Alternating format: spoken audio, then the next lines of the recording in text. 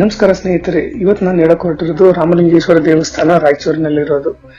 ಈ ದೇವಸ್ಥಾನ ಒಂದು ಪವಿತ್ರವಾದ ಐತಿಹಾಸಿಕ ಕ್ಷೇತ್ರವಾಗಿದೆ. ಈ ದೇವಾಲಯವು ಚಾಲುಕ್ಯ ಮತ್ತು ವಿಜಯನಗರ ಸಾಮ್ರಾಜ್ಯ ಕಾಲಗಳಲ್ಲಿ ನಿರ್ಮಿತವಾಗಿದ್ದು ಎಂದು ಹೇಳಲಾಗುತ್ತದೆ. ಸುಮಾರು 1000 ವರ್ಷಗಳ ಇತಿಹಾಸ ಹೊಂದಿದೆ ಈ ದೇವಸ್ಥಾನಕ್ಕೆ.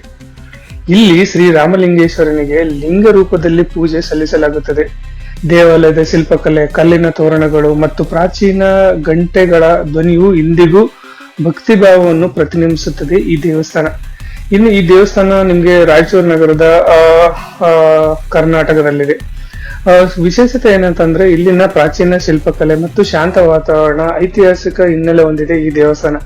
ನಿಮ್ಗೆ ಭೇಟಿ ಮಾಡಕ್ಕೆ ಉತ್ತಮ ಸಮಯ ಅಂದ್ರೆ ಈ ದೇವಸ್ಥಾನಕ್ಕೆ ಬೆಳಗ್ಗೆ 6 ರಿಂದ 12 ಗಂಟೆ ಮತ್ತು ಸಂಜೆ 5 ರಿಂದ 8 ಗಂಟೆವರೆಗೆ.